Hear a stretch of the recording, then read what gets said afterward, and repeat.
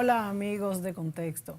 Bueno, hoy Julio Ortega Tous y yo hemos escogido hablar de los 10 años del colapso financiero del banco de inversión estadounidense Lehman Brothers, que marcó un punto de inflexión en lo que fue esa crisis económica que no comenzó justamente con la quiebra del banco, sí fue el punto más alto, pero que venía desde el 2006, pues gestándose.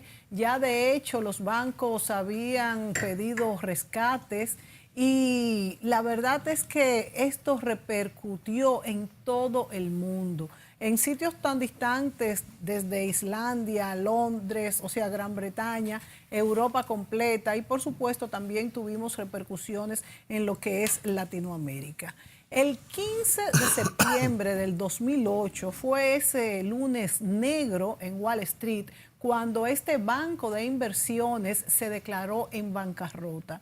Ya había tratado de hacer amarres para su venta con otros bancos y se consideró que este banco estaba en un limbo y no podía ser comprado. Fue pues la vez que el gobierno de Estados Unidos no fue a su rescate, y esto tuvo pues muchas opiniones de que se debió haber hecho, si sí o si no.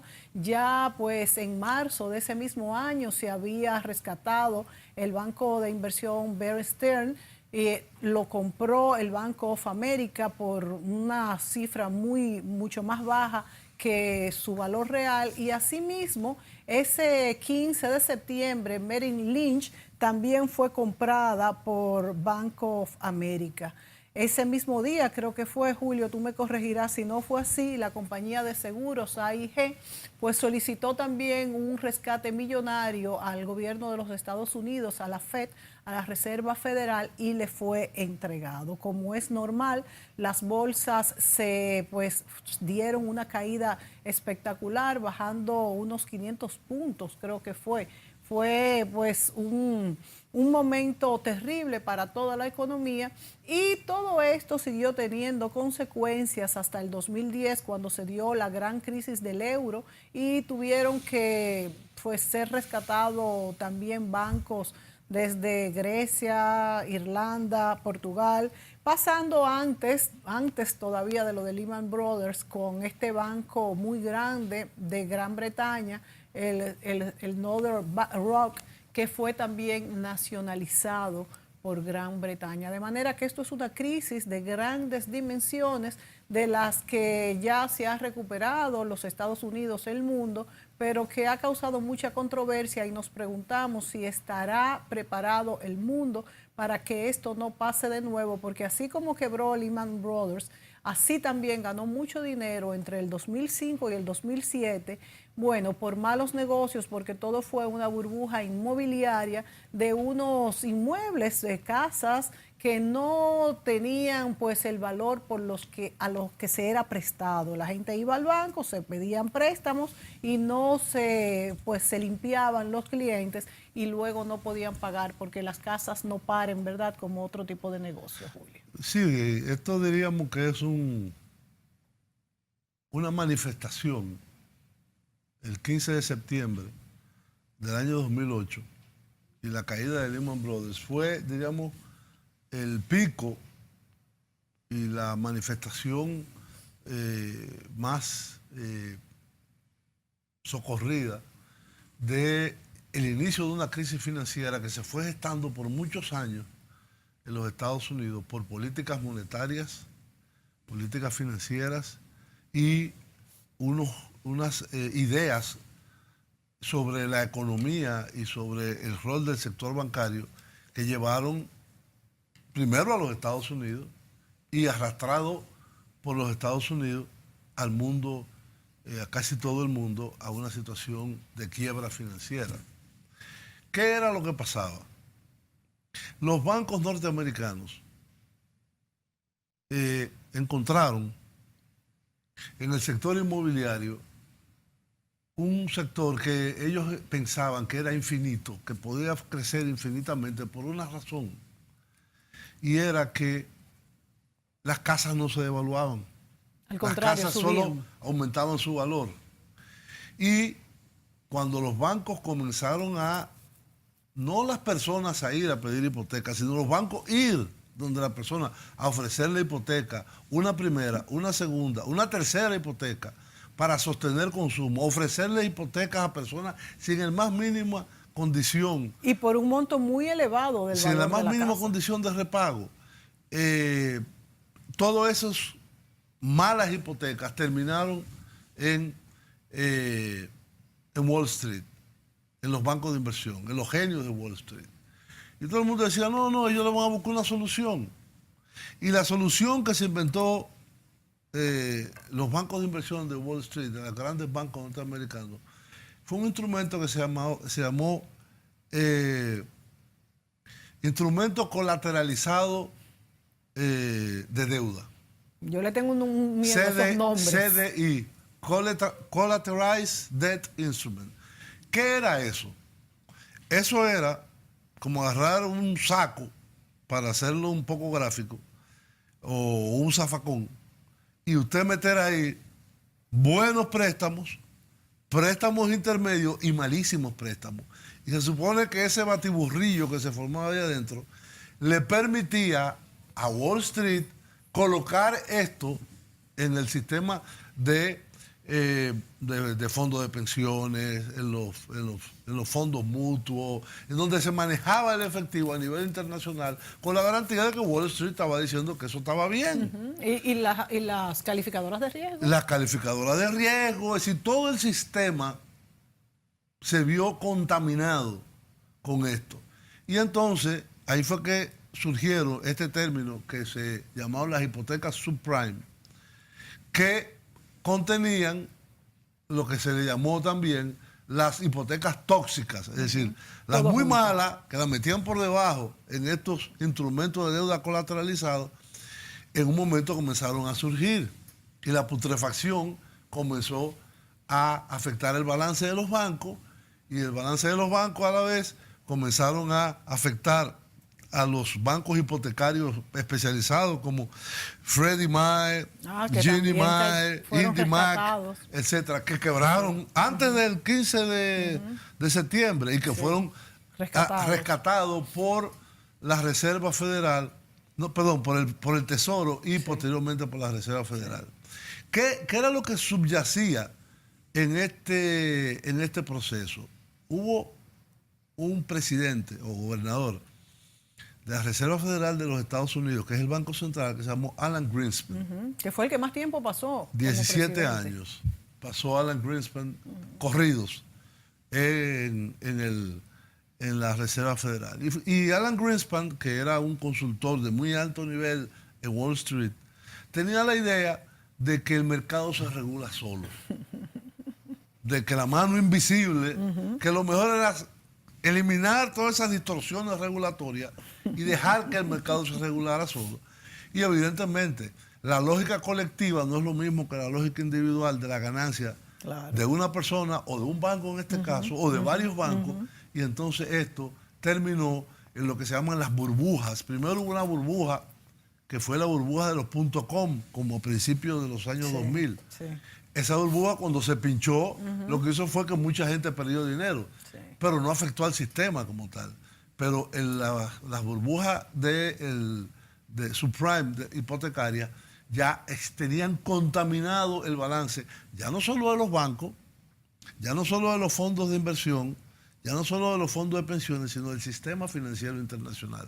Sobre todo el sistema financiero norteamericano y europeo. Incluso, Julio, yo te preguntaría cómo esta burbuja inmobiliaria fue hasta cierto punto a sabiendas, porque las casas, por más que sigan subiendo, tienen un techo. La burbuja inmobiliaria... había una idea de que las casas... Porque lo de la tecnología es hasta comprensible, porque había un boom tecnológico que iba a seguir, pero lo de la vivienda... había una idea central y era, todo el mundo quiere casa y todo el mundo necesita financiamiento de su consumo en base a su casa, que gana valor. Al ganar valor, el tú poner una segunda o una tercera y hasta una cuarta hipoteca, la gente, óyeme, para viajar, hipotecaba su casa. Señores, oigan bien. Para viajar.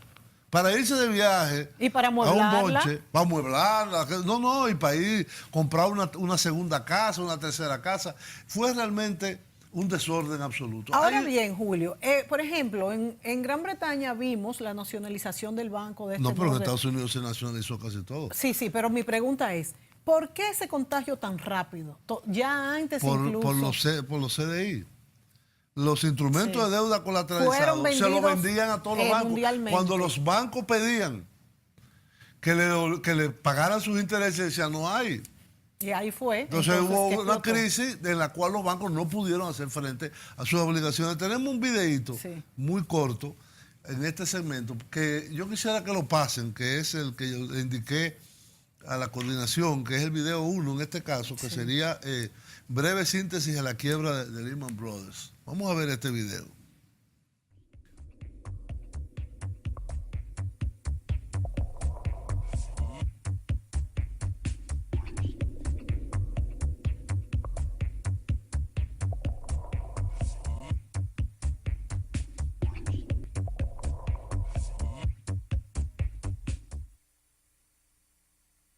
Recordemos, hace 3 años la quiebra de Lehman Brothers, considerado el tercer banco más grande de Estados Unidos, desató la crisis económica que todavía hoy afecta al mundo. Veamos. El 15 de septiembre del 2008, Lehman Brothers se declaró en quiebra tras el fracaso de las negociaciones con las dos entidades previstas como sus posibles compradores, Bank of America y el grupo Barclays de origen británico.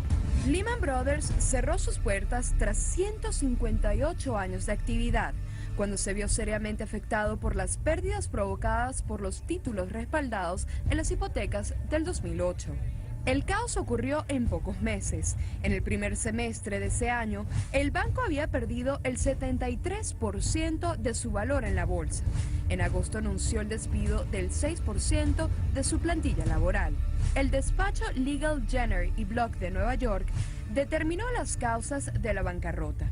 Fueron los ejecutivos quienes debieron actuar más y de mejor manera. Se evidenciaron errores en las decisiones de negocios y hasta manipulación premeditada de los balances. A la caída de Lehman Brothers le sucedieron 3 bancos más. Una crisis de confianza se desencadenó en los mercados financieros mundiales con el derrumbe de bolsas internacionales y la ruina de numerosas empresas.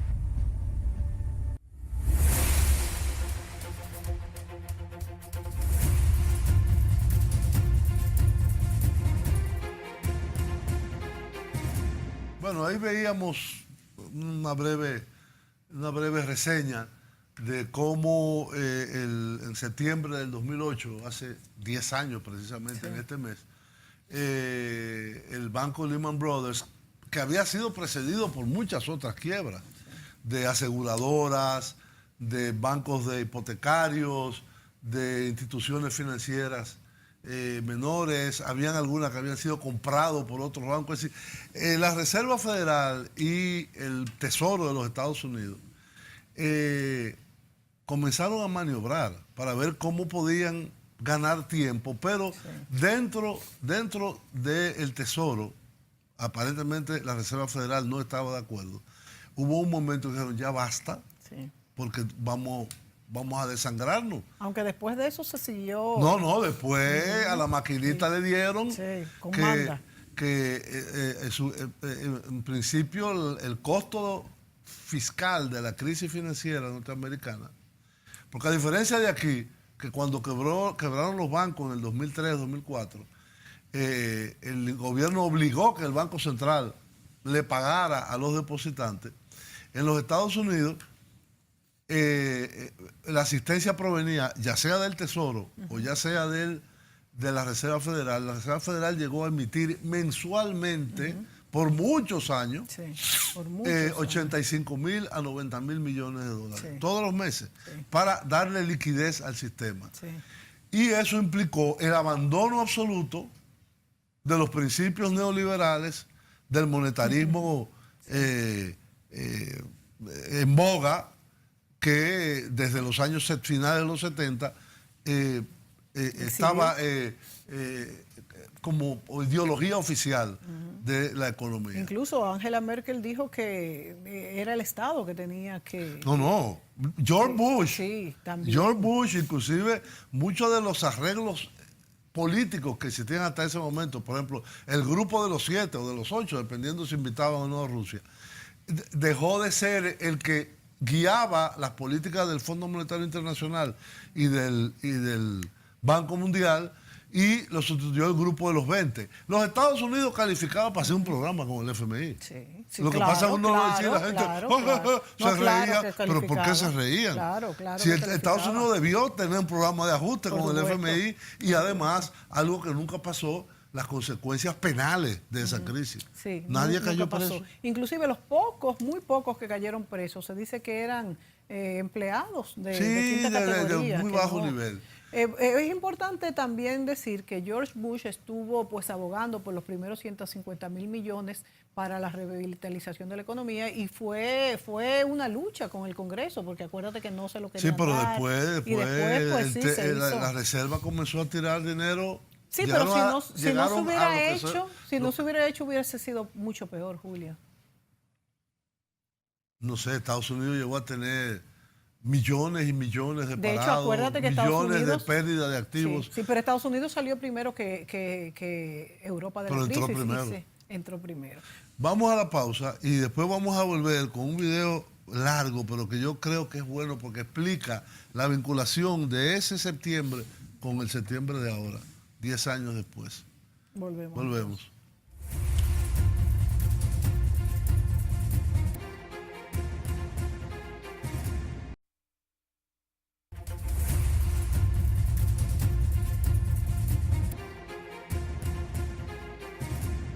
Vamos a hablar sobre la crisis financiera del 2008.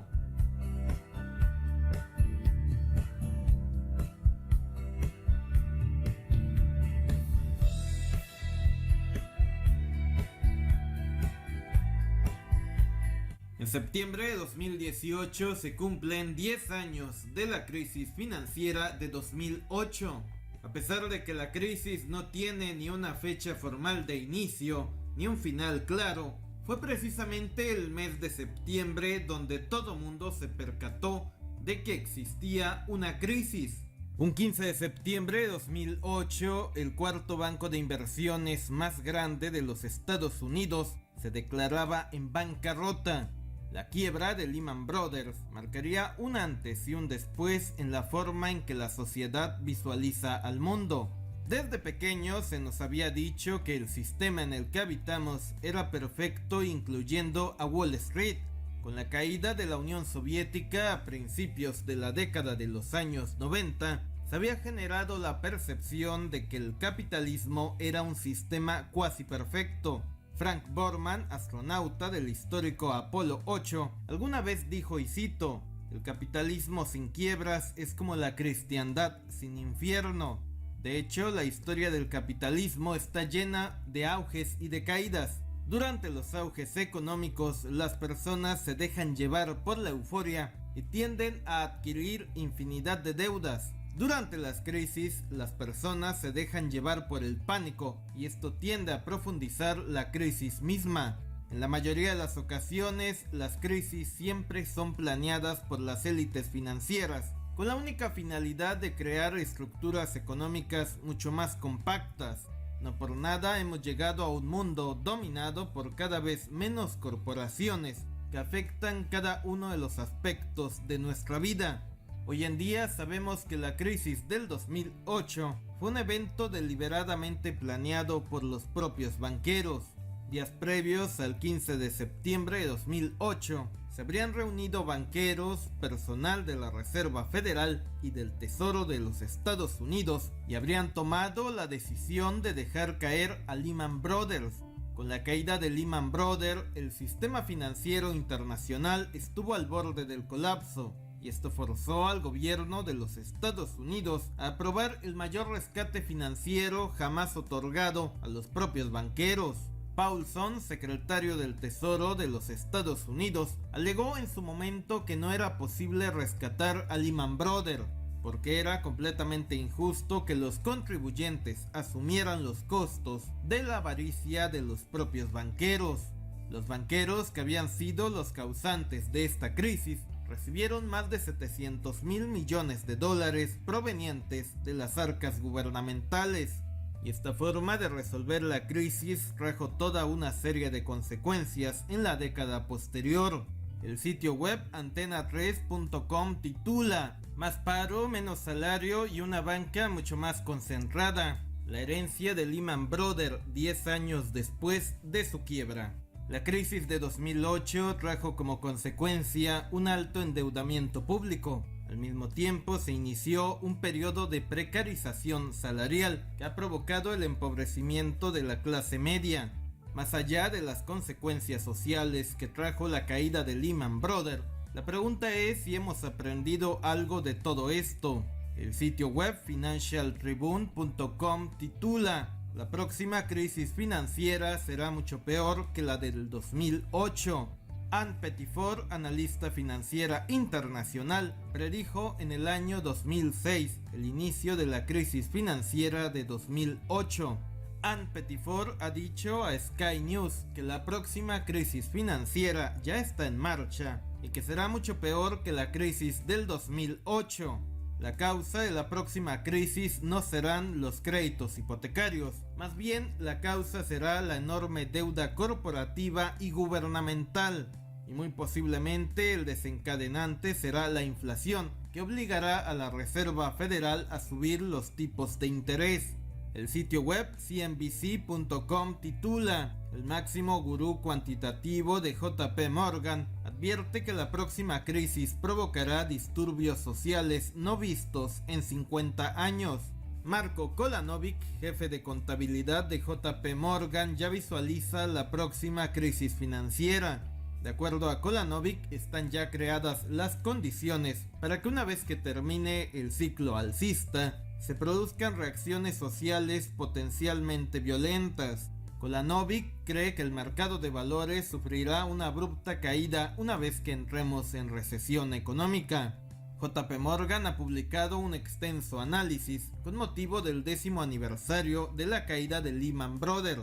En este análisis, JP Morgan visualiza como principales riesgos financieros el elevado precio de las acciones y la deuda corporativa y gubernamental.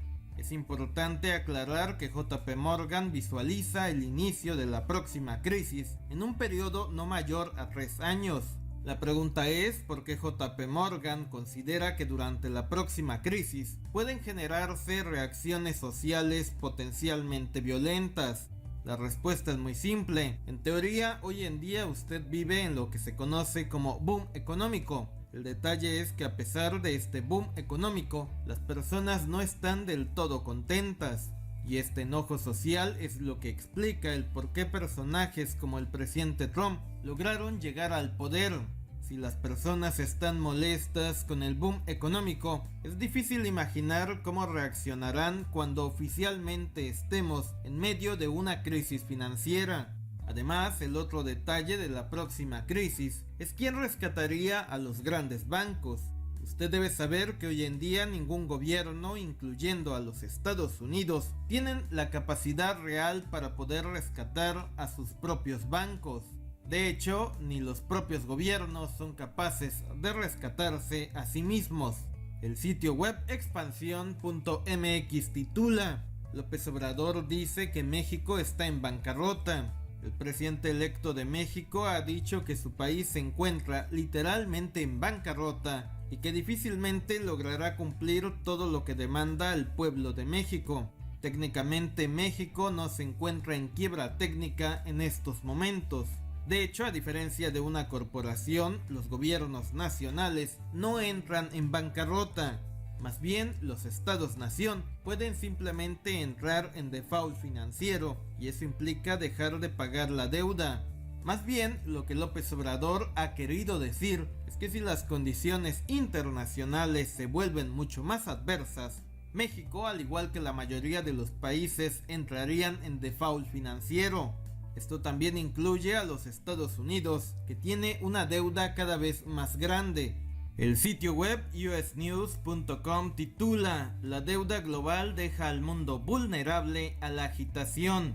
Las obligaciones de deuda de los gobiernos de todo el mundo se han incrementado en los últimos años. Esto genera temor de una nueva recesión mundial.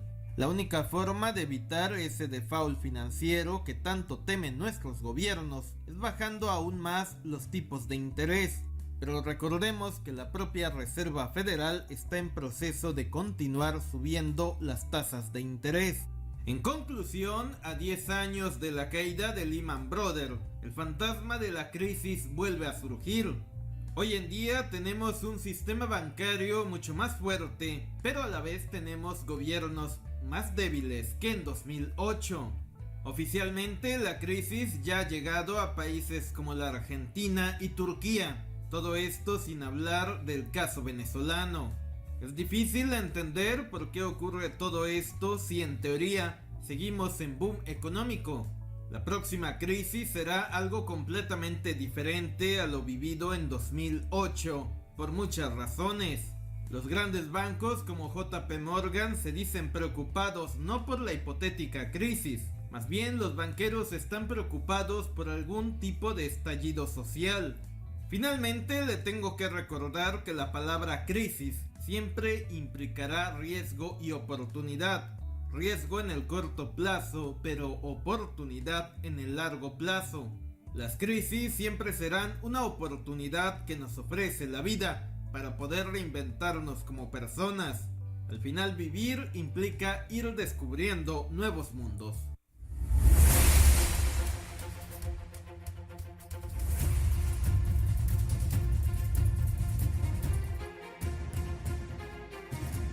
Bien, amigos, ahí veíamos este interesantísimo análisis del conductor de este youtuber, porque todo esto se hace en YouTube. Sí, excelente. Se llama aporte. Sermat de México, en donde hace un recuento de cómo se originó y cómo está repercutiendo en las finanzas actuales la crisis que se hizo en el 2008. Que si bien algunos países como Estados Unidos han salido de la crisis, otros, como algunos países europeos, las consecuencias sociales de esa crisis financiera todavía se están sintiendo.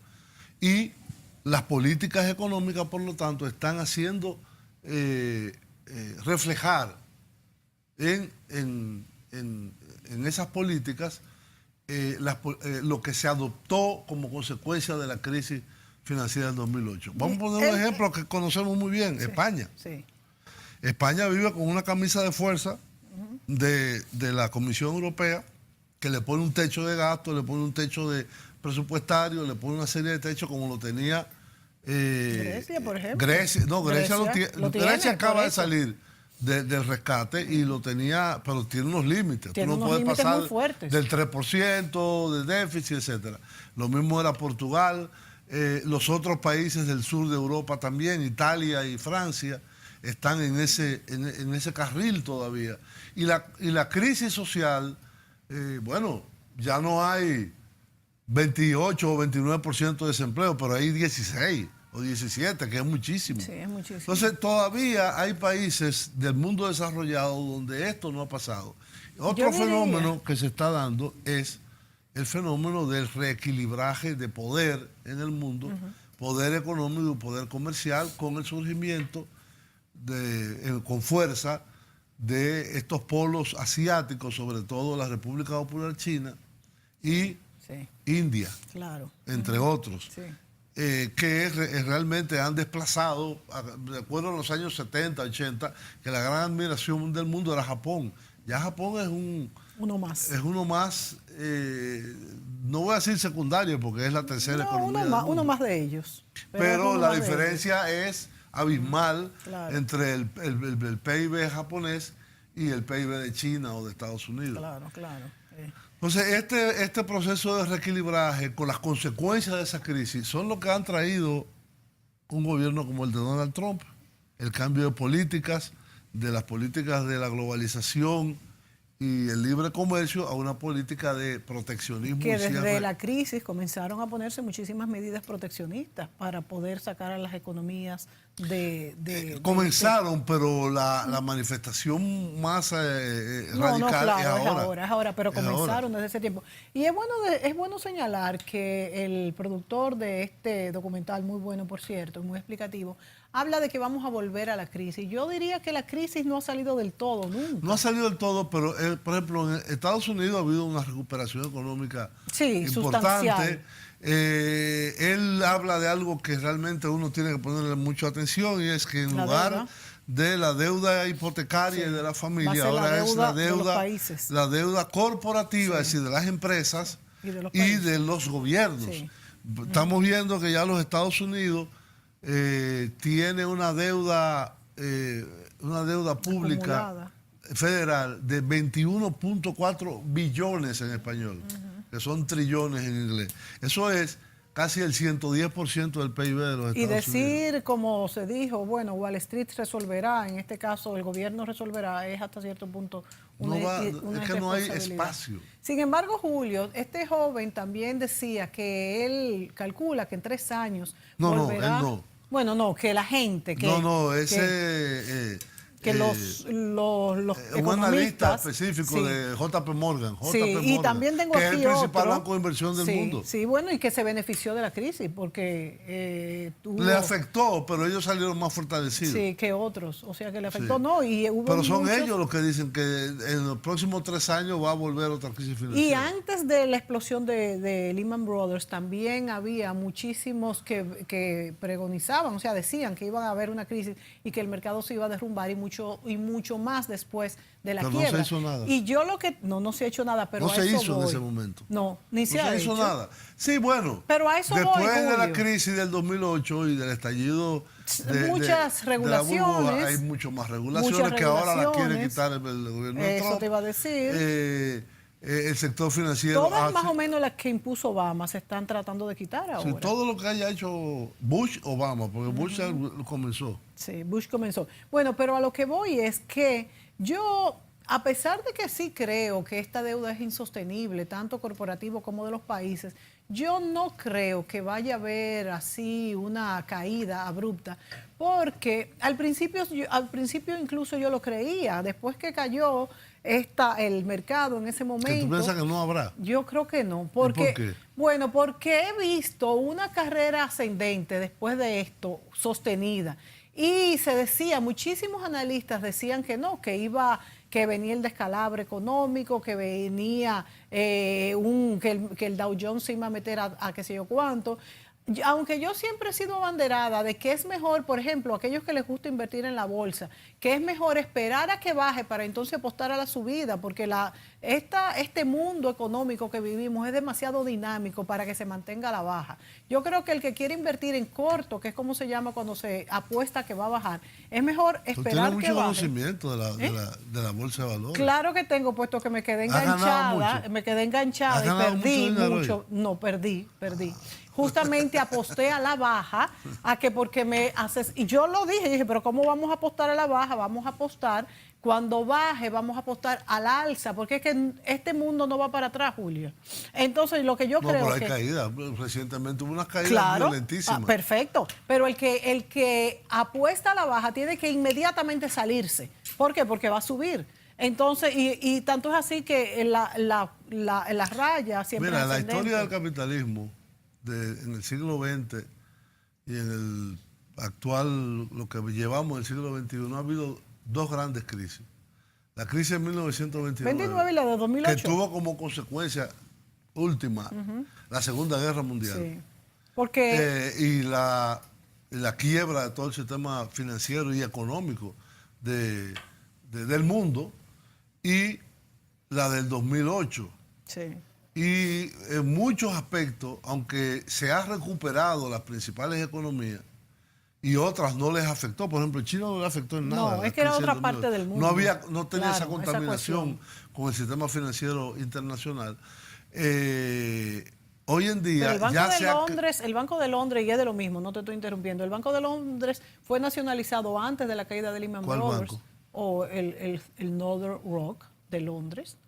Fue Fue ese. antes del 2008. Por eso es lo que te estoy diciendo. Es que la crisis, los primeros síntomas de la crisis comenzaron en el 2006. Ajá, eso te digo, que fíjate que qué Y rápido se contagió. Y siguió hasta el 2010. Pero allá no había hipoteca subprime, ¿verdad? Claro que estaban contaminados, que vendían los CDI No, en el mundo en entero. Londres, o sea, eran de Estados Unidos que se vendían allá. Sí. Exacto, pero no era que pasaba esto. Pero en España pasó lo mismo, en Gran Bretaña también pasó lo mismo. O sea, que lo también mismo. vendían daban las El hipotecas. mismo modelo. Tenemos que ir a otra pausa y seguimos con este tema.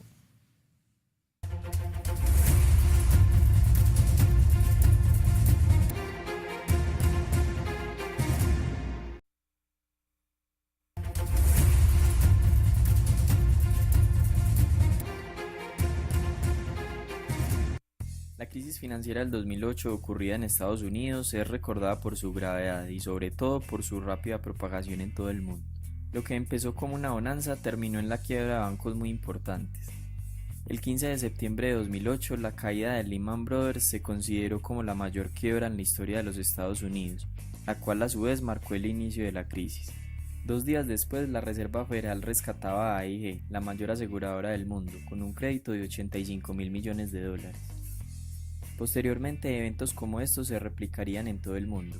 Incluso un país como Islandia, aparentemente alejado de la cultura occidental, se vería gravemente afectado. Se puede decir que el origen de esta crisis mundial se da luego de los atentados terroristas del 11 de septiembre de 2001 en Estados Unidos. Esta tragedia generó pesimismo e inestabilidad. Entonces, para reactivar la economía, los bancos centrales bajaron la tasa de interés de referencia para incentivar a las familias y a las empresas a consumir e invertir más. La Reserva Federal, que es el Banco Central de los Estados Unidos, mantuvo niveles del 1% por varios meses. Como era tan barato pedir prestado dinero, hubo un exceso de gasto por parte de los estadounidenses, principalmente para la compra de vivienda. Algunos por necesidad, otros para especular. El asunto puntual es que los bancos otorgaron numerosos créditos hipotecarios a clientes sin el respaldo suficiente, es decir, con bajos niveles de ingreso y alto riesgo de morosidad en los pagos. En algunos casos a personas sin empleo ni ingreso. En pocas palabras, eran hipotecas de alto riesgo porque se entregaban a personas con baja calificación crediticia, de ahí el nombre de hipoteca subprime. Por otra parte, los bancos se empeñaron en crear nuevos instrumentos financieros relacionados con el boom inmobiliario. Varios créditos hipotecarios eran empaquetados en un título para intercambiarlo en el mercado financiero. Otro de los instrumentos es la permuta de incumplimiento de crédito, el cual consiste en que el comprador de un título contrata a una empresa y le paga una suma periódica, y en caso de que se deje de pagar el crédito, la empresa le responde por el valor total. Si esta información no es fácil de asimilar, ese era el objetivo implícito de estos instrumentos, que solo los intermediarios financieros los entendieran a profundidad. De hecho, no había regulación para este tipo de títulos. Aún así, el problema no era ese, era que los deudores dejaran de pagar simultáneamente. Todo funcionaba bien si las personas podían pagar sus hipotecas y el precio de las viviendas subía. Pero la Reserva Federal comenzó a subir la tasa de interés en 2004 para controlar la inflación, y pasó de niveles del 1% al 5.25%. Un buen porcentaje de créditos se contrató con una tasa variable, o sea que las cuotas del crédito eran cada vez más costosas. Debido a la baja calificación crediticia, los deudores dejaron de pagar sus hipotecas. Aumentó el número de vendedores y ahora la oferta de vivienda era mayor a la demanda. Por eso los precios comenzaron a bajar. Hay cifras que hablan de más del 1.000.000 de ejecuciones hipotecarias debido al impago de los créditos. Por otra parte, como las instituciones financieras, no solo de Estados Unidos sino también de Europa y Asia, tenían títulos financieros asociados al mercado inmobiliario estadounidense, comenzaron a verse afectadas por el impago crediticio masivo. Una explicación para comprender mejor por qué no se alertó sobre la posible crisis es debido a que en los periodos de bonanza todos están felices y nadie se atreve a arruinar la fiesta. Los bancos otorgan más préstamos, los poseedores de viviendas aumentan su patrimonio por el aumento de precios, el gobierno tiene alta aprobación de la gestión en el campo económico, es decir, nadie imaginaba que los bienes raíces bajarían de precio. Como conclusión, prácticamente todos los actores son responsables de la crisis. Los compradores por adquirir créditos que no podían pagar, las instituciones que inventaron complejos instrumentos financieros y tomaron riesgo exagerado, los bancos por no revisar la verdadera capacidad de pago de sus clientes, y por supuesto las autoridades regulatorias que no visualizaron el problema. Posiblemente la solución para prevenir una nueva crisis está en la regulación y en modificar los incentivos alrededor del sistema financiero. Parece difícil que una institución tome tantos riesgos si sabe que no va a ser rescatada, pero si percibe que el gobierno va a resolver el problema, es muy posible que siga actuando igual.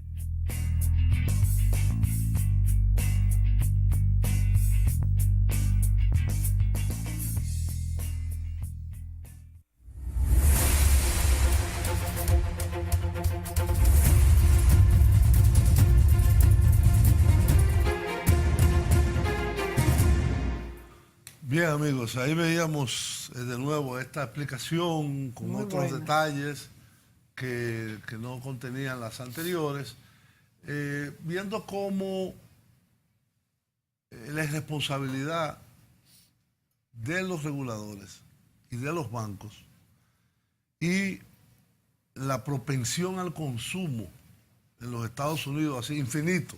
Estados Unidos consume 3 o 4 veces el ahorro nacional que ellos tienen. Es decir, ellos, lo que ellos ahorran se lo consumen y lo que ahorra el resto del mundo también se lo consume. Entonces, sobre esa base, con un sistema financiero desregularizado e internacionalizado, con esta estafa de las hipotecas subprime, porque fue una estafa, Sí. el contagio, primero interno dentro del sistema norteamericano financiero y al resto de las empresas. Por ejemplo, General Motors Company, que es un ícono, como decir Coca-Cola casi, o más, quebró. No, y Ford y la Chrysler Pero tuvieron y la también, General Motors quebró pero y las tuvo otras el tuvieron gobierno que muchísimos intervenir. problemas. Claro. Solo con la intervención del gobierno, la compra, Una la empresa nacionalizó. clásica en empleo de Estados Unidos y creo que la más Coño, vieja. General Motors es Creo que la primera. del Dow Jones, Sí. de la originaria del Dow Jones. Y bueno, es un ícono, es como decir Coca-Cola. Exacto, y Entonces, tuvo que intervenir el es gobierno. decir, General Motors Company también quebró y subsiste.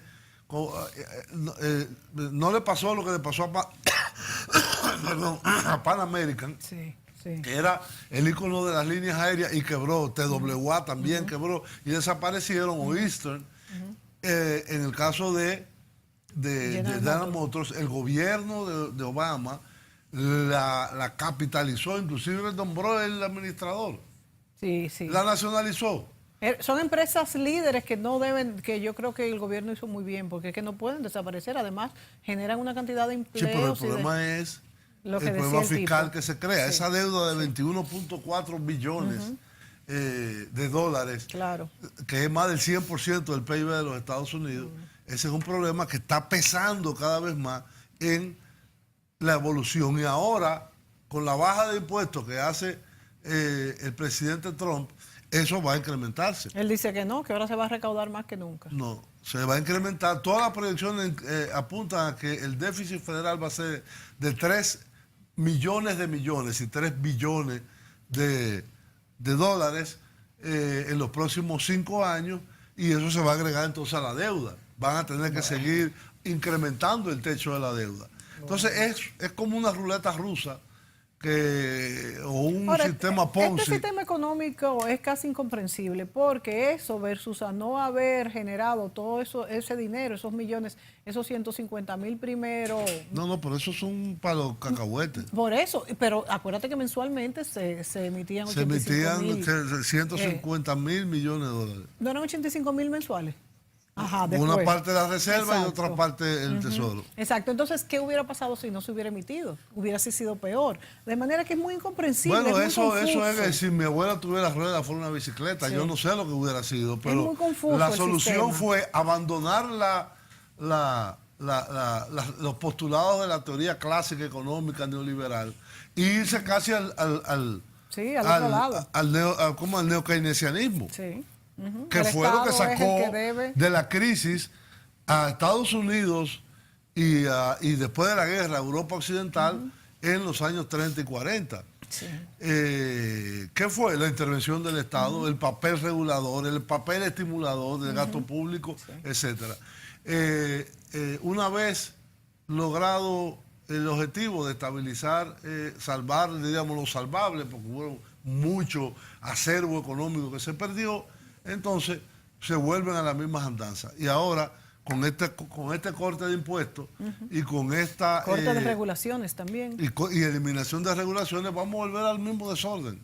Entonces, yo no sé si JP Morgan tiene razón de que será en 1 año, en 2 años, en 3 años, pero se están acumulando elementos, deuda de la corporativa, que esa no se sabe bien cuánto es decir, de las empresas, y deuda de los gobiernos, que está llegando a un punto casi de inflexión. Sí.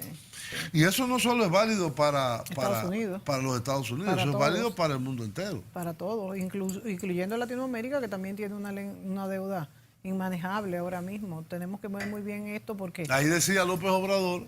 Sí, que México estaba en bancarrota. Que México está en bancarrota y ya en el 82 hubo un default de México que se contagió a toda la crisis, la llamada crisis de la deuda, que se contagió a toda Latinoamérica, incluyéndonos nosotros. Yo estaba en la primera fila de la gestión de la deuda dominicana en el 86, cuando entré al Banco Central y nosotros también entramos en cumplimiento de pago, default es la palabra inglesa, en cumplimiento de pago con la banca comercial, con los tenedores de bonos, no habían tantos bonos en ese momento, no como ahora. Ahora la deuda ha cambiado de perfil, la nuestra, y la mayor parte son bonos en el mercado de bonos. Era deuda comercial, deuda con los gobiernos, Club de París, y deuda con los organismos multilaterales, hasta con los multilaterales, el BID, el Banco Mundial. Que se supone que eran con intereses más blandos. Sí, pero que lo último que tú dejas de pagar es esa deuda, el de los organismos multilaterales, porque te bloquean todo el acceso al crédito. Y hasta eso pasó entre el 86 y el 90. Y el país prácticamente colapsó, recordemos cómo estaba el país en el año 1990. Claro que sí. Mucha gente yéndose. Entonces, esto podrá volver, podrá suceder de nuevo. Yo creo que el manejo macroeconómico hasta ahora, en el caso nuestro, ha sido bastante responsable. No se acumula. Un poco más de deuda de lo que se... Con más deuda, pero una deuda que todavía, aunque sea el 49 o 50% del PIB, todavía hay capacidad de manejo. Sobre todo si se hace una reforma fiscal, que es lo que se requiere para llevar de ese 15% de presión que tiene de presión fiscal la República Dominicana a la media latinoamericana. No es que nos vayamos por encima, la media. El mismo Ministerio de Hacienda ha afirmado que lo que se necesita es que todo el mundo pague, no es subir los impuestos. Lo que pasa es que paga el 30% de la población. Bueno, pero que lo diga el Ministerio de Hacienda no es la verdad absoluta y pero total. Es así. Es que lo que hay que hacer es que todo el mundo pague. Que se llega al 20 o 21% de presión fiscal. Eso es lo que hay que hacer. Eso se llega con y eso lo que no, eso es bajando algunos impuestos a la población pobre y subiendo otros a los que más pueden, que casi nunca pagan. ¿Cómo puede ser que aquí sectores tan importantes como el turismo, la zona franca o la minería estén exentas de impuestos? Sí, es verdad. El petróleo, el petróleo que usan las grandes corporaciones está exento de impuestos. Entonces, el ITEVI tiene que estar en 18% para la mayoría de la población. O sea, ahí hay que hacer un equilibrio y hay que reacomodar la carga a quienes más pueden y quitarle a los que menos pueden, y a la clase media también. Sí, que entonces, va muy forzado. Es de esa manera en que vamos a poder llegar a incrementar la presión fiscal y hacer más sostenible, porque la sostenibilidad de la deuda en cualquier país es lo que se llama el balance primario. Si tú tienes un balance primario positivo, no hay problema. Bueno, pero es que yo soy tan cauta en eso de la deuda. Cosa que tú no eres economista. No, yo no soy economista, por suerte entonces, porque es que los economistas... No. ¿Tú no tienes deuda? No, yo, gracias a Dios, nada. No, yo no le debo a nadie. Mira, a nadie. Tú eres una persona A nadie. Una persona con mucho... Sí, con pero mucho la economía tesón. moderna no puede Eso me manejarse dicen así. todos los economistas y por eso entonces que te digo que qué bueno que no soy economista, aunque me encanta la economía. Pero es que yo creo Si tú un carro lo compraste en cash. Julio, pero ven acá, tú me estás No, tú tienes entrevistando. los apartamentos y lo compraste en cash. Él me está entrevistando. Señores, Voy a vamos hablar con la DGI para que te investigue. La DGI, yo estoy muy clara en la DGI, muy clara. Eso es lo que yo digo, que deben de estar así tan clara como yo. Mira, Julio, ya nos están haciendo señas de que no nos queda tiempo, pero yo te quería preguntar a ti, que sí eres economista, el peligro de estos productos financieros que se transan. Ya eso será en otro programa, porque justamente ahí mismo en el video... La ingeniería financiera Sí. es una parte consustancial del actual sistema financiero. Sí. Lo que pasa es que la liberalidad absoluta de que tú haces lo que te dé la gana llevó a eso el 2008. Exacto. Por eso tiene que haber cuestiones fuerte regulación. confusas, fuertes Fuerte regulaciones, regulación.